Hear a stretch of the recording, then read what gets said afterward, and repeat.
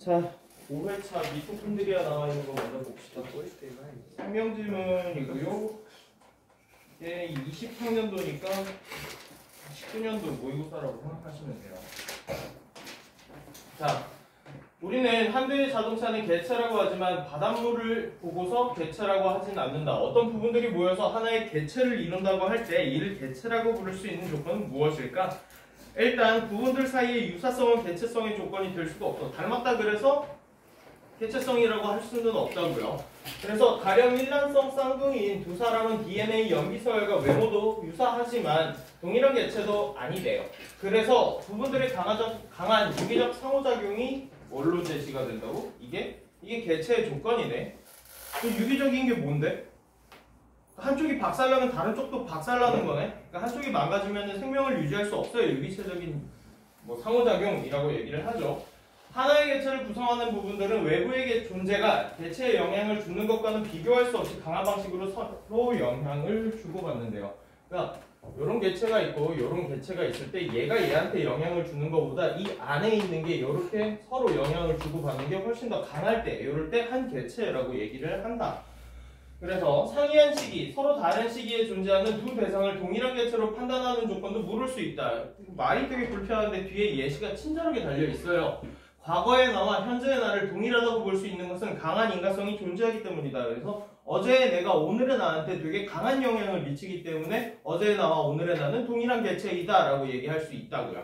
그래서 또 나가 세포 분열을 통해서 새로운 개체를 형성할 때도 나와 나의 후손은 인과적으로 연결되어 있다. 비록 나와 나의 후손은 동일한 개체는 아니지만 나와 다른 개체들 사이에 더 강한 인과성으로 연결된다 라고 했으니까 이게 뭔 얘기하는 거냐?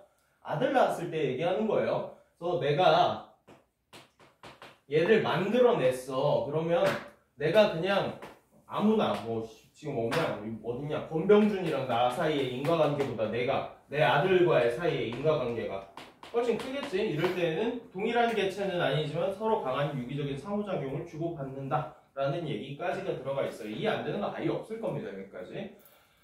자, 넘어가서요. 개체성에 대한 이러한 철학적 질문을 생물학계에서도 중요한 연구 주제가 되는데 생물학에서 생명체를 구성하는 단위는 세포이다. 세포는 생명체의 고유한 유전 정보가 담긴 DNA를 가지며 이를 복제하여 증식하고 번식하는 과정을 통해서 자신의 DNA를 후대에다가 전달한대요. 번식하면서 DNA 계속 전달을 하죠. 다 아실 거고. 그래서 세포를 한번 그려볼까? 이거 뭐 그린 건지 알겠지? 이거 이따가 나올 미토콘드리아 그려놓은 거예요, 미리. 그래서 세포는 뭘 가진다? 일단 DNA 가지고. 일단 이렇게 DNA를 가지고요. 세포는 사람과 같은 진핵생물의 진핵세포와 박테리아와 고세균 같은 원핵생물의 원핵세포로 구성이 된대요. 우리는 진핵생물인가 보지? 핵이 있어요. 그래서 진핵세포는 세포질의 막으로 둘러싸인 핵이 있고 여기 핵도 있고 그 안에 DNA가 있지만 귀찮네. 핵 안에 이렇게 DNA가 있고 원핵세포는 핵이 아예 없대요. 고세균이나 다른 거 박테리아 같은 거는 핵이 아예 없잖아요. 다 아시잖아요. 그래서 넘어가서 또한 진핵세포의 세포질에는 막으로 둘러싸인 여러 종류의 세포 소기관들이 있으며 그 중에 미토콘드리아는 세포 활동에 필요한 생체 에너지를 생산하는 기관이다. 그래서 이게 미토콘드리아라고 합시다. 대부분의 진핵세포는 미토콘드리아를 필수적으로 가지고 있대요. 그래서 세포가 운영할 때 미토콘드리아한테 에너지를 받아가지고 이 세포가 운영이 되나 봐요. 이러한 미토콘드리아가 원래 박테리아의 한 종류인 원생 미토콘드리아였다는 이론이 20세기 초에 제기되었다. 공생 발생설 혹은 세포 내 공생설이라고 불리는 이 이론에서 두 원핵 생물 간의 공생관계가 지속되면서 원래 미토콘드리아가 어떻게 존재하는 거였어? 이렇게 서로 따로 존재하는 거였다고. 얘가 미토콘드리아였고 얘가 원핵생물, 원핵생물. 근데 둘이서 영향을 강하게 주고받다 보니까 얘가 얘 안으로 쑥 들어오면 세포 내 공생설 이렇게 된다고. 세포 내에서 같이 살아가는 거. 그래서 두 원핵생물 간의 공생관계가 지속되면서 진핵세포를 가진 진핵생물이 탄생했다고 설명한다. 공생은 서로 다른 생명체가 함께 살아가는 것을 얘기하며 서로 다른 생명체를 가정하는 것은 어느 생명체의 세포 안에서 다른 생명체가 공생하는 내부 공생에서도 마찬가지이다. 공생 발생설은 한동안 생물학계로부터 인정받지 못했대요. 약간 이해가 처음에는 잘 안 됐었나 봐.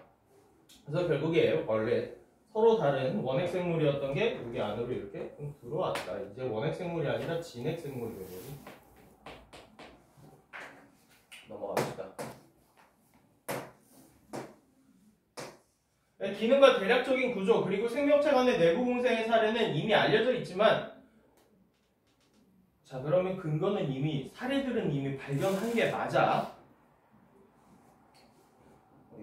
여기다. 알려져 있지만 미토콘드리아가 과거에 독립된 개체였다는 것을 쉽게 믿을 수 없었기 때문이다. 미토콘드리아가 원핵생물이었다는 걸 못 믿었다는 얘기예요.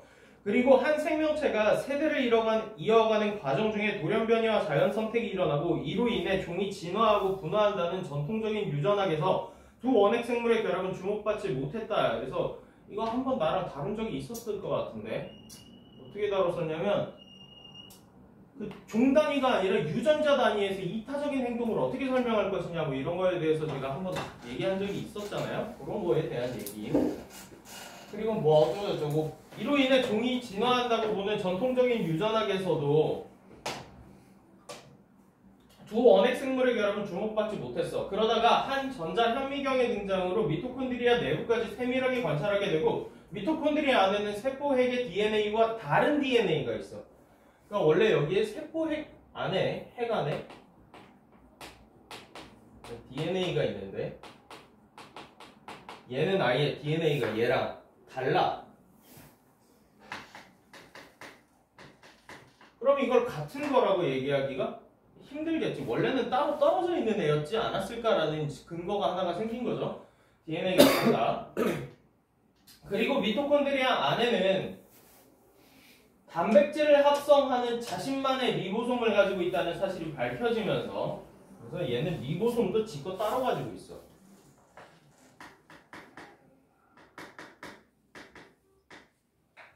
공생 발생설이 새롭게 부각되었다. 그러니까 뭐 어떻게 되면서 공생 발생설이 부각되는 거야? 그래서 처음에는 받아들이기 힘들었었는데 현미경 기술이 발전해가지고 세포를 점점 더 안으로 들여다보니까 얘네가 서로 다른 DNA를 가지고 있고 리보솜도 서로 따로 가지고 있어. 그러니까 이거 원래부터는 서로 다른 애였었을 가능성이 되게 높겠다라는 얘기가 다시 주목받게 된 거죠. 공생 발생설에 따르면 진핵생물은 원생 미토콘드리아가 고세균 세포 내부에서 내부 공생을 하다가 탄생했다고 본다. 그러면 너네 혹시 지의류라고 아냐? 지의류? 걔네들이 완전 공생하는 애들이잖아. 서로 다른 개체였는데 거의 하나처럼 살아가잖아. 걔네들을 하나의 개체로 보잖아 지금은. 서로 원래는 따로따로 사는 애들이었는데 이제 그냥 하나로 가버리잖아. 지의류 이렇게. 그런 거랑 비슷한가 봐요. 그래서 고세균의 핵의 형성과 내부 공생 시작 중 어떤 게 먼저인지는 몰라. 뭔 얘기야? 그러니까 얘가 먼저 일로 편입이 된 건지 핵이 먼저 생긴 건지는 일단 모르겠고 일단 그거에 대해서는 모르겠고 고세균은 세포질에 핵이 생겨서 진핵세포가 되고 원생 미토콘드리아는 세포 소기관인 미토콘드리아가 되어서 그래서 세포 안에 들어와서 얘는 이제 그냥 기관으로서의 작용을 하나 봐. 기관으로서 작용을 한다는 건 얘가 여기에다가 영향을 주고 당연히 세포도 여기에다가 영향을 서로 이렇게 미치면서 결국에 점점 섞이다 하나가 돼버린 이런 과정이겠다.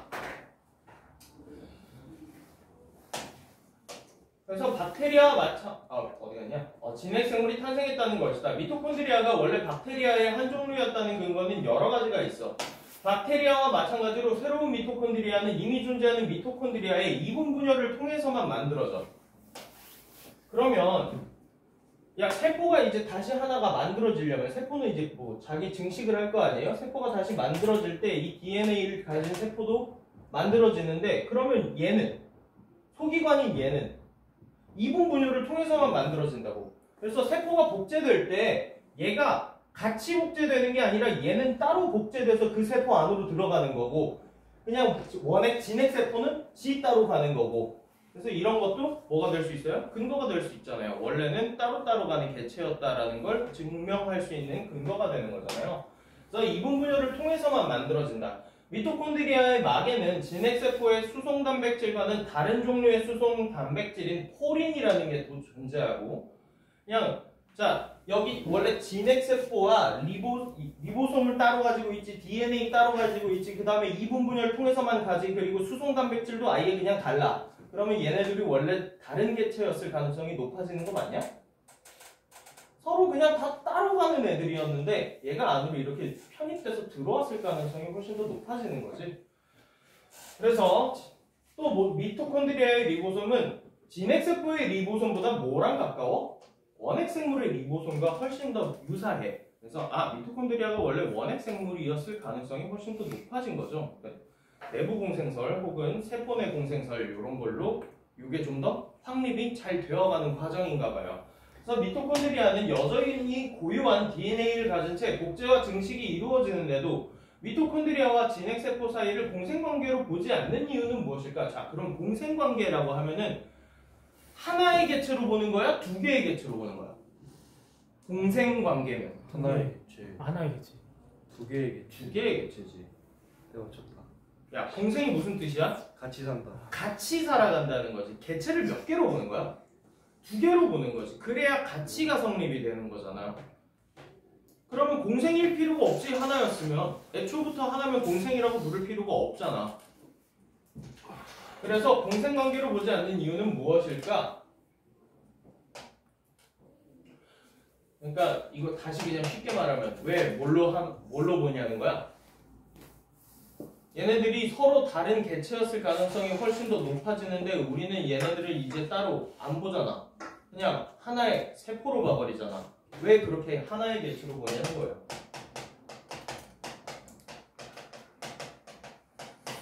하나의 개체로 보는 이유가 뭐냐? 이거 물어보고 있는 거예요. 이 문장으로. 그래서 두 생명체가 서로 떨어져서 살 수 없더라도, 자, 아까 전에 나왔던 말 다시 나왔다. 뭐가 강하기 때문에? 유기적인 상호작용이 상당히 강하기 때문에 얘네들을 하나의 개체로 보는구나 라고 하면 된다고요. 그 둘은 공생관계에 있다고 유기적 상호작용이 강하지 않다면 그 둘은 공생관계에 있다고 보는데, 미토콘드리아는 어떻다고? 유기적 상호작용이 너무 세. 그래서 미토콘드리아와 진핵세포 간의 유기적 상호작용은 둘을 다른 개체로 볼 수 없을 만큼 매우 강하기 때문이다. 미토콘드리아가 개체성을 잃고 세포의 소기관이 되었다고 보는 근거는, 그냥 안으로 들어와서 하나의 개체가 되었다고 보는 근거는 진핵세포가 미토콘드리아의 증식을 조절해버려. 얘 증식하려면 어떤 방식으로만 증식할 수 있다고?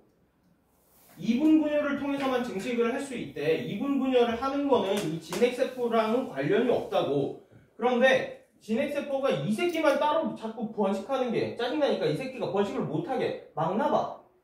그러니까 조절을 한다고, 얘 번식을.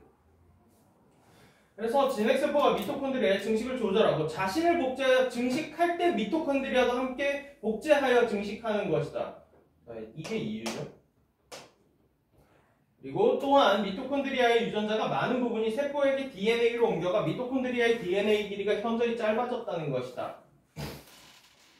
그리고 미토콘드리아에서 일어나는 대사 과정에 필요한 단백질은 세포에게 DNA로부터 합성되고 미토콘드리아의 DNA에 남은 유전자 대부분은 생체 에너지를 생산하는 역할을 한다. 예컨대 사람의 미토콘드리아 여기까지 해가지고 그냥 아까 전에 위에서 묶어놨던 데부터 여기까지가 뭐예요? 하나의 개체로 보는 근거입니다. 그러니까 얘네가 이제 세포는 분열하잖아. 세포는 복제하잖아. 그러면 진핵세포 복제랑 미토콘드리아 복제는 관련이 원래는 없는 거야. 원래는 없었어. 원시 미토콘드리아 시절에는 이분 분열을 알아서 하고 말고 하는 건데, 얘가 이 안으로 편입되기 시작하니까 진핵세포가 뭐 하는 거야? 미토콘드리아가 이분 분열 자기 마음대로 하려고 하면 하지 마. 하지 마. 이따가 나 할 때 너도 해.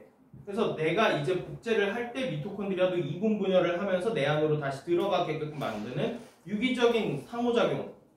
되냐? 되지. 유기적인 상호작용도 되고, 그리고 이 DNA는 이미 어디로 많이 편입돼 버렸어?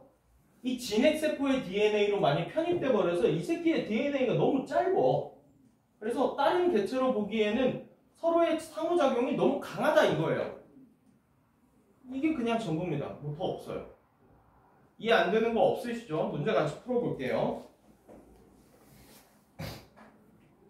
긴데 쉬워요. 이거 니네 통과 때 다 한 거지? 이 정도는. 생원 때 했어요. 상원 때 하는 거야? 통과 때도 했을 거예요. 통과 때도 비스무리한 얘기를 간단하게 얘기를 했을 거예요. 자, 개체성과 관련된 예시를 제시했냐? 했다. 뭘로 했냐? 자동차랑 바닷물 가지고 먼저 하고 들어갔다. 공생발생설에 대한 다양한 견해야 공생발생설만 가지고 얘기했어. 이것만 가지고 얘기했어요. 딴 거 나온 거 없습니다. 다양한 견해가 안 돼요. 개체에 대한 정의를 제시한 후라고 했는데 개체가 무엇이다 라고 얘기한 적은 없어요. 개체의 조건 정도는 얘기를 했습니다. 그래서 뭐 조건 가지고도 정의했다라고 생각하면은 뭐 그래도 상관은 없는데 뒤에 보시면은 이게 안 돼요. 이게 없습니다. 생물학적 개념이 확립되는 과정은 없어요. 그래서 앞에도 사실 애매하고요. 뒤에가 아예 안 됩니다. 자, 개체성의 조건을 제시해줬다. 이거 맞는 말이죠. 어떨 때 개체성이 있다고 불러요? 유기적인 상호작용이 매우 강할 때. 그 다음에 세포 소기관의 개체성에 대해서 공생발생설을 중심으로 설명하고 있다. 세포 발생설. 그러니까 세포 소기관 미토콘드리아의 공생발생설에 대해서 얘기하고 있는 건 3번 맞죠? 앞뒤가 다 맞습니다. 이겁니다. 3번이고요. 개체의 유형을 분류한 후 나눈 적 없습니다. 이런 거. 유형 분류한 적 없어요. 세포 소기관이 분화되는 과정, 세포 소기관이 나눠지는 과정에 대해서 얘기했어? 그런 얘기 한 적 없다. 그냥 미토콘드리아에 대해서만 얘기했지. 그리고 개체에 관련된 개념들을 설명한 후 세포가 하나의 개체로 변화하는 과정. 자, 개체와 관련된 개념들은 설명을 한 적이 있지. 그래서 유기적인 상호작용 뭐 되는 것, 안 되는 것 이거에 대해서 설명은 해줬고요. 세포가 하나의 개체로 변화하는 과정을 인과적으로 서술하고 있다 했는데 여기도 안 되고요. 어디도 안 돼요? 인과적인 서술도 안 돼요. 이유와 결과, 원인과 결과 이런 식으로도 나오는 게 없습니다. 그래서 여기 넘어가시고 답은 아까 3번 얘기를 드렸죠. 다음 2번 넘어갈게요. 미끌에 대한 이해로 적절하지 않은 것을 고려합니다. 유사성이 아무리 강하더라도 개체성의 조건이 될 수는 없어요. 맞아요. 일란성 상동이를 같은 개체라고 얘기할 수는 없다라고 했었죠. 맞는 말이고요. 바닷물을 개체라고 말하기 어려운 이유는 유기적 상호작용이 서로 간에 없기 때문이다. 맞는 말이죠. 새로운 미토콘드리아를 복제하기 위해서는 세포 안에 미토콘드리아가 반드시 있어야 된다. 새로운 미토콘드리아 복제하기 위해서는 미토콘드리아가 안에 없으면 그게 되겠냐? 당연히 있어야지 되겠지. 이건 뭐 병신도 아니고 당연한 얘기고요. 미토콘드리아의 대사 과정에서 필요한 단백질은 미토콘드리아의 막을 통해서 세포질로 이동해야 된다. 틀렸어요. 이런 얘기 한 적 없죠.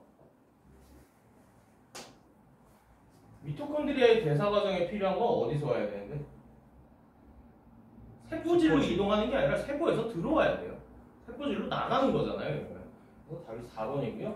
진핵세포가 되기 전에 고세균이 원생 미토콘드리아보다 진핵세포와 더 강한 인과성으로 연결되어 있다. 진핵세포가 되기 전에 고세균이 뭘로 바뀐다고? 진핵세포로 바뀐다고. 언제 바뀌었는지는 정확하게 뭐 얘가 먼저 들어온 다음에 진핵세포가 되는 건지는 모르겠지만 당연히 고세균이 원래 진핵세포와 훨씬 더 강한 상호작용을 가지고 있겠지. 자식 같은 존재잖아요. 진핵세포가 종의 새로운 자식 같은 존재니까요. 자, 넘어갑시다. 3번으로 가서 봅시다. 답은 4번이에요. 한번 윗글을 참고할 때 기억의 이유로 가장 적절한 걸 찾으라네요. 기억은 미토콘드리아를 독립적인 개체로 믿지 않는다라는 얘기죠. 그래서 공생발생설을 믿지 않는 이유가 무엇이냐? 자, 1번 진핵세포가 세포 소기관을 가지고 있다는 사실을 몰랐어? 알았어. 이미 알고 있었어. 공생발생설 당시 유전학 이론에 어긋난다는 근거가 부족했어? 근거는 충분했어. 근데 뭐 때문에 안 돼? 기존의 고정관념에 맞지가 않았단 말이야. 이거 종의 다윈의 개체 이론에는 맞지가 않았기 때문에 잘 안 됐었는데 결국에는 현미경이 발전하면서 직접 가까이 관찰하니까 맞더라 이렇게 되는 거죠. 그래서 근거가 부족한 거 아니었어요. 당시의 유전학 이론이 뭔데? 이 다윈 거. 종의 개념. 종의 개념에 어긋난다는 근거는 충분했어요. 어긋나요. 안 맞는다고 당시의 이론에. 그래서 넘어가서 한 생명체가 다른 생명체의 세포 속에 살 수 있다는 근거가 부족했다. 자, 위에 보시면 내부 공생 사례는 다양했다. 이미 사례는 많았어요. 그래서 맞고요. 근거가 부족한 거 안 됩니다. 미토콘드리아가 진핵세포 활동에 중요한 기능을 한다는 사실을 몰랐어? 알았어. 미토콘드리아가 대사 과정에 필요한 에너지를 만든다라는 걸 알았단 말이지. 그래서 안 되고요. 그러니까 원래부터 세포 소기관이었는지 딴 데서 편입된 건지에 대한 논란에만 얘기를 계속하고 있는 거예요. 미토콘드리아가 자신의 고유한 유전 정보를 전달할 수 있다는 것을 알지 못했기 때문이다. 자, 다른 개체로 보는 이유가 뭔데? 다른 개체였다라고 보는 이유가 뭐야? 서로 다른 DNA를 가지고 있었다라는 게 근거가 되잖아요. 답은 5번입니다. 기억의 이유를 찾으시면 돼요. 기억의 이유. 동생발생설을 믿지 않은 이유, 그 다음에 미토콘드리아를 독립적인 개체로 믿지 않은 이유, 하지만 자신만의 DNA를 가지는 게 밝혀지니까 동생발생설이 맞더라라는 결론이 나왔죠. 답이 5번이고요. 넘어가서 4번 보시면 진핵세포의 세포 소기관을 연구한 결과이다. 윗글을 바탕으로 할 때 각각의 세포 소기관이 박테리아로부터 비롯되었다고 판단할 수 있는 것을 고르래. 그러니까 미토콘드리아가 원래 다른 박테리아나 고세균이었을 가능성이 있는 근거를 찾아보라 라고 한 거예요. 세포 소기관이 자신의 DNA를 가지고 있다는 것과 이분 분열을 해서 복제한다라는 것을 밝혀냈어. 이거 미토콘드리아가 원래는 다른 고세균이나 박테리아였을 가능성이 있는 근거지? 세포 소기관이 자신의 DNA를 가지고 있다는 것과 진핵세포의 리보솜을 가지고 있었어? 서로 다른 리보솜을 가지고 있었다고 했었다. 안 되죠? 이해는 안 되네요. 세포 소기관이 막으로 둘러싸여 있다는 것과 막에는 야, 얘 수송 단백질 있어? 수송 단백질과는 다른 포린이 있다고 하지 않았어? 포린은 수송 단백질이랑 다른데? 니은 디귿 제끼어버리면 뭐만 남아요? 기억력 2번만 남네요. 그래서 막으로 돌려싸여 있다는 것과 막에는 다량의 카디오리핀이 있다는 것을 확인하였다. 이거 몇 문단에 있냐면 뒤에 어디 갔냐? 와우. 그래서 포린이 존재하고 박테리아 세포막에는 카디오리핀이 존재한다. 여기가 들어가 있었다. 여기 되죠? 기억력이 이렇게 됩니다. 니은 디귿이 너무 아니라서 이거 소거법 쓰시면 쉽게 나와요. 자, 5번은 조명되면서 밝혀지면서 이런 뜻이라서 답은 4번 이렇게 나오시면 됩니다. 제가 해드릴 부분이 많지가 않아서. 자, 다음에도 비문학인데 이거 2019년도 6월 모의고사 모평이네요. 이것도 이거는 한 해 다른 거구나. 같은 연도네? 네. 같은 연도네. 한 번에 묶어서 해야겠다. 자, 그래서 고대 그리스 인문 지문 중에서 철학 지문인데요. 에피쿠로스 학파에 대한 얘기였어요. 되게 상식적인 이야기를 좀 하는 사람이었던 것 같아요. 보면은 신이 아무런 관계도 없고 이 우주는 그냥 우연의 산물일 뿐이므로 인간은 뭐를 두려워하지 않아도 돼. 신을 두려워할 필요가 딱히 없어. 그러니까 그냥 니네들은 뭐에만 집중하면서 살면 돼? 본인의 행복을 위해서 집중해서 살면 돼. 이걸 쾌락주의라고 부르는 게 에피쿠로스 학파의 사실 처음이자 끝이죠. 다 읽어왔다는 가정하에 얘기를 하고 있으니까 다 이해하실 겁니다. 자, 고대 그리스의 사람들은 신에 의해서 우주가 운행된다고 믿는 결정론적 세계관에 의해서 신에 대한 두려움이나 신이 야기한다고 생각하는 자연재해, 천체현상 등에 대해서 뭐 했다고? 두려워했어. 그냥 신을 두려워했다라는 것과 다르지 않습니다. 또 고대 그리스에 보면은 좀 입 벌리고 뭐 하는 거야? 막 그냥 가버리는데? 막 눈을 놔버리는데 그냥? 어쩐지 아까 스터디 카페에서 막 베라소니를 아이씨 조용히 해. 이거 나 공개로 유튜브에 다 올리는 거야. 강의 보고 있었는데 김강민이 뭐를 봤다고? 아니 황지연이 베라소니를 봤다고. 저 친구가 강의 보고 있었어요. 알겠습니다. 성지 고등학교. 자, 그래서 뭐 예시 하나만 생각을 해보시면 고대 그리스 사람들 뭐 해요? 뭐 중요한 일 하기 전에 신탁 받으러 가잖아요. 신전에다가. 그래서 신탁 받으러 가는 것도 이미 신이 결정해놨기 때문에 해도 될까 안 될까 이걸 물어보러 가는 거예요. 결정론적 세계관에 살았다라고 하면은 그게 아니다라고 얘기하는 게 에피쿠로스. 그래서 에피쿠로스는 당대 사람들이 이러한 잘못된 믿음이 뭘 얘기하는 거야? 결정론적 세계관에 대해서 얘기하는 거죠. 신이 결정한다. 결정론적.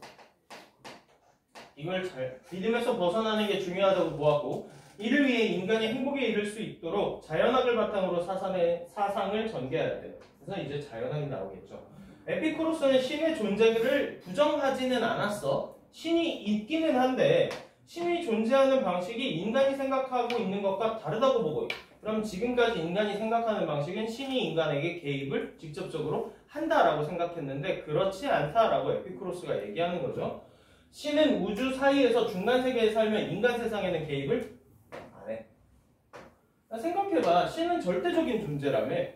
뭐 이미 그러면은 다른 거 필요한 거 아니잖아. 여기 기독교인 사람. 아 이거 영상에 올릴 건데. 기독교 혹시 기독교인? 신이 돈 필요하다 그래. 헌금 왜 내냐? 월급 10% 정도가 필요하다고 항상 말씀하셨죠. 그냥 좀 우리 이제 고3이니까 이 정도의 이야기는 유머로 넘길 수 있지? 신은 우주들 사이에서 중간 세계에 살면 인간 세상에 개입하지 않아. 이거를 뭐라고 부른다? 인간 사이에 개입하지 않는 걸 이신론이라고 부르고 그는 불쌍하는 존재인 신은 이미 최고로 행복한 상태이며 다른 어떤 것에게도 고통을 주지 않고 고통은 물론 분노와 호의 같은 것으로도 자유롭다고 말한다. 그러니까 인간이 신한테 뭘 해줄 필요도 없고 신이 인간한테 뭐 하는 것도 없으니까 그냥 따로따로 살자 이거예요. 따라서 에피쿠로스는 인간의 세계가 신에 의해서 결정되지 않으며 그러니까 결정론에 반대하며 라고 그냥 얘기해도 될 것이고 인간의 행복도 누가 만드는 거야? 인간이 만드는 거야. 그러니까 괜히 신한테 얽매여서 살 필요가 없다라고 얘기를 한 거고요. 한편 에피쿠로스는 인간의 육체도 영혼도 뭐 둘 다 마찬가지로 미세한 입자로 구성된다고 보았다. 영혼은 육체와 함께 생겨나고 육체와 함께 상호작용하며 육체가 상처를 입으면 영혼도 고통을 받아. 그래서 우리 몸 원자 단위로 봤을 때 영혼이나 육체나 그냥 같은 거라고 봤다고요. 그러니까 영혼이 실제한다고 보는 실제론적 입장을 지지하고 있는 거죠. 그래서 받는다. 더 나아가서 육체가 없어지면 영혼도 함께 그냥 날아가 버리는 거기 때문에 없어져 버리는 거기 때문에 그럼 우리는 어떤 자유로움을 얻게 돼? 괜히 사후세계 이런 생각 안 해도 돼요. 사후세계에서 뭐를 받지 않아도 돼? 신의 심판을 받지 않아도 돼. 그러니까 살아있는 동안은 사후에 심판이 있다고 생각하면서 쫄 필요가 없다는 거야. 그러니까 사후세계가 없으니까 뭐 할 필요 없다고? 괜히 막 씨가 나 지옥 가면 어떻게 해 하면서 착한 일 하려고 억지로 아둥바둥 노력하면서 살 필요도 없다고. 그냥 네 하고 싶은 거 하면서 살라고. 그래서 살아있는 동안 사후 심판이 있다고 생각하여 두려워할 필요가 없게 된다. 이해됐죠? 넘어갈게요.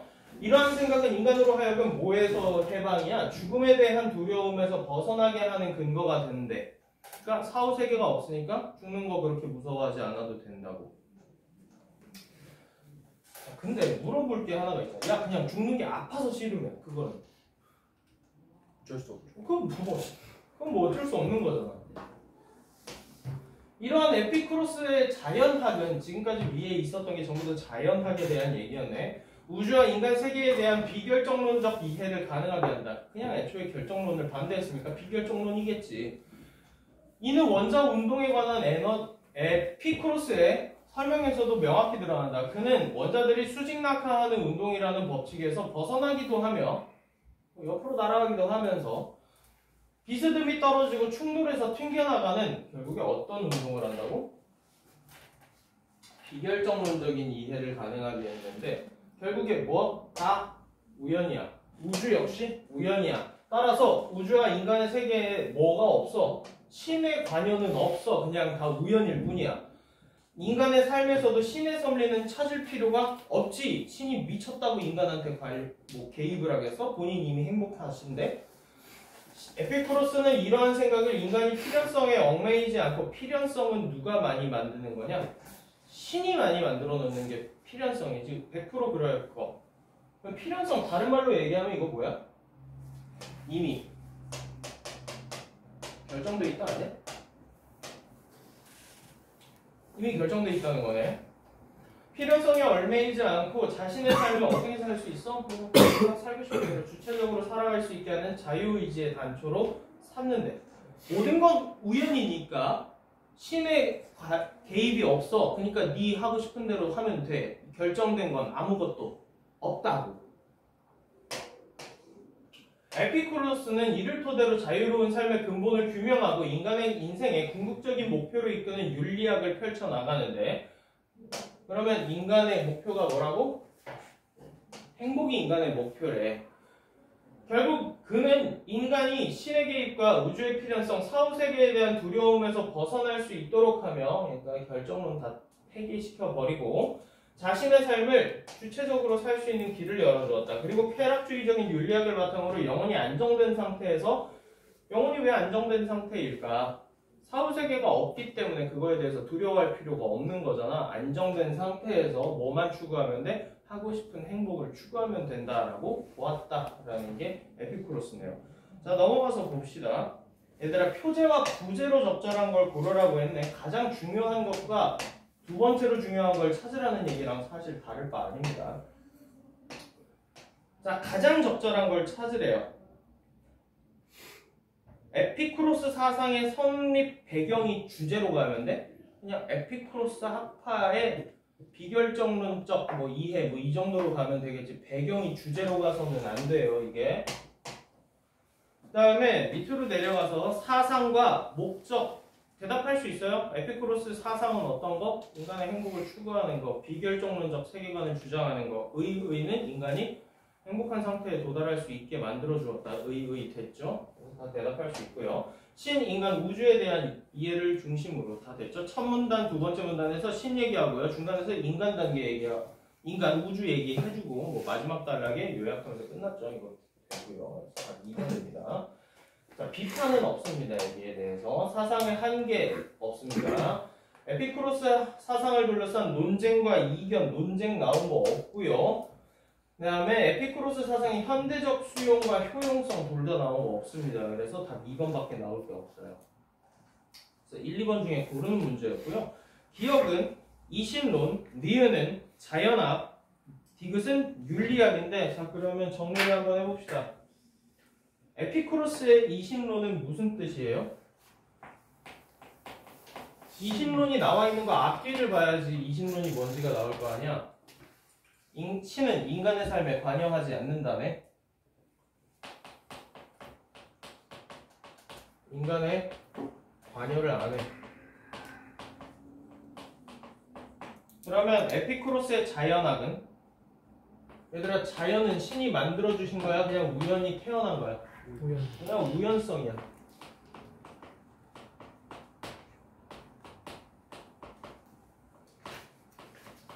그래서 윤리학은 뭐를 추구하면 된다? 인간은? 행복을 추구하면 된다.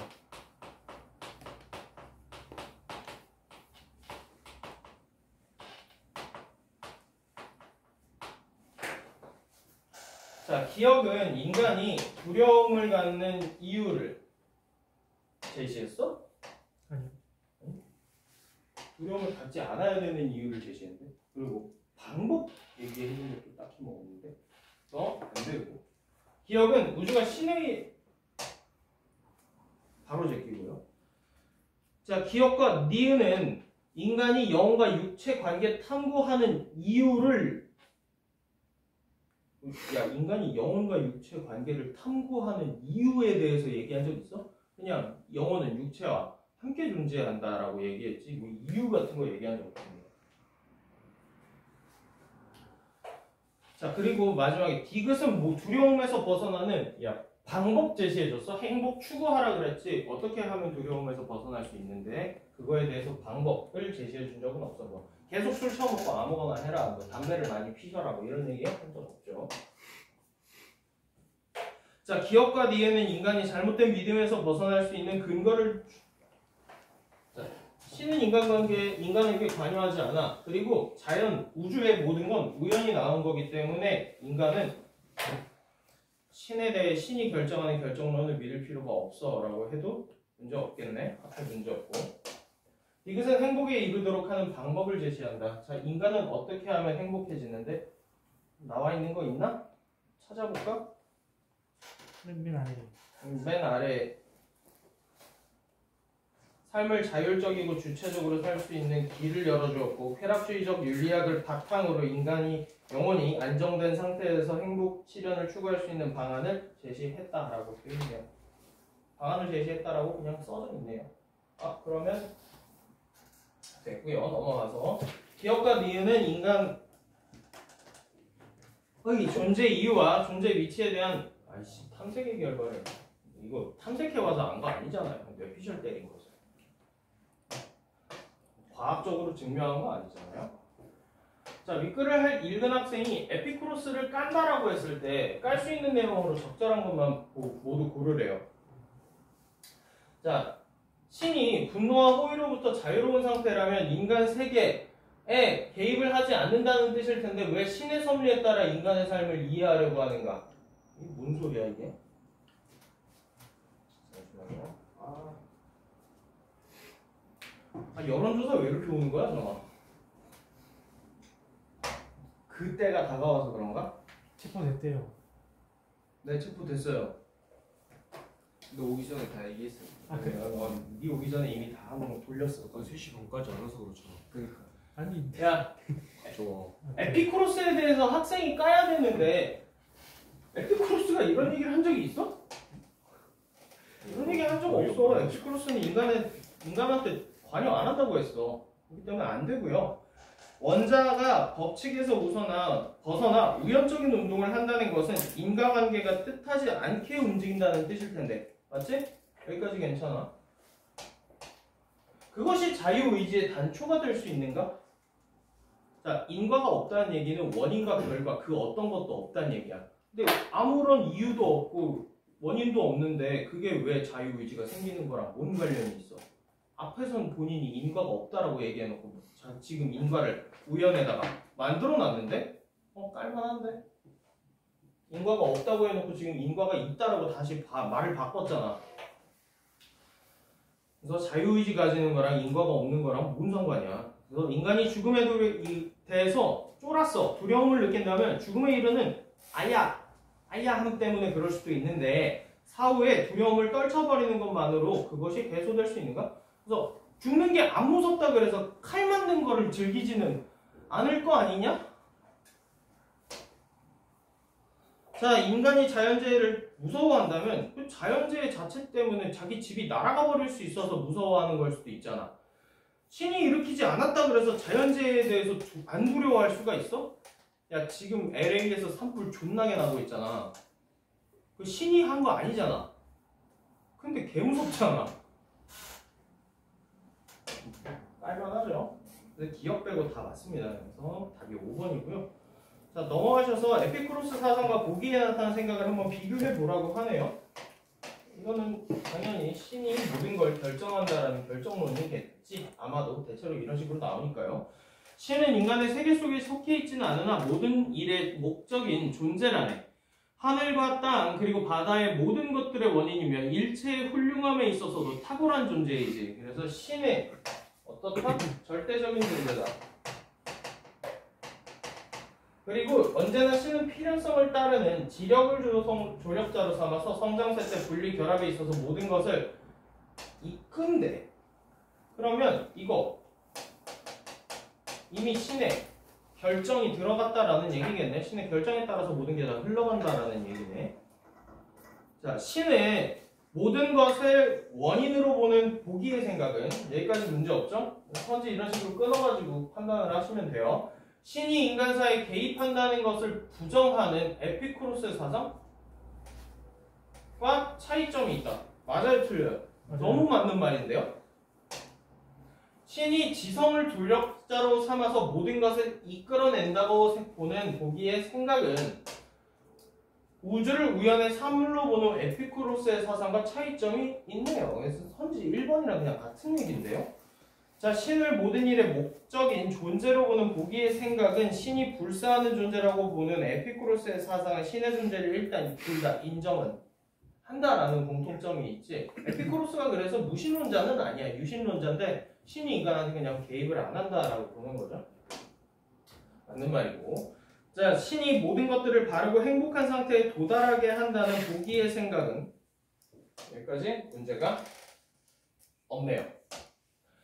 행복이 인간 자신에 의해서 완성된다고 본 에피쿠로스의 사상과 차이점이 있다. 네.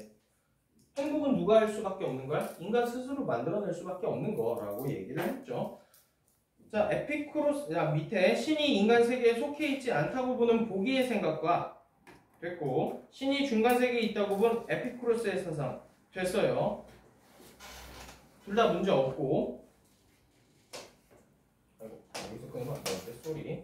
여기서 끊고 신이 중간 세계에 있다고 본 에피쿠로스의 사상. 네. 신의 영향력이 인간 세계 외부에서 온다. 야, 자, 에피쿠로스는 신의 영향력이 없다라고 했지. 인간 세계에서 외부로부터 온다라고 하면 안 돼요. 아예 없어요. 신의 영향력. 됐고요. 넘어가서요. 자, 온고집정 봅시다. 이건 19학년도니까 연도가 다르네요. 끊었다 할게요.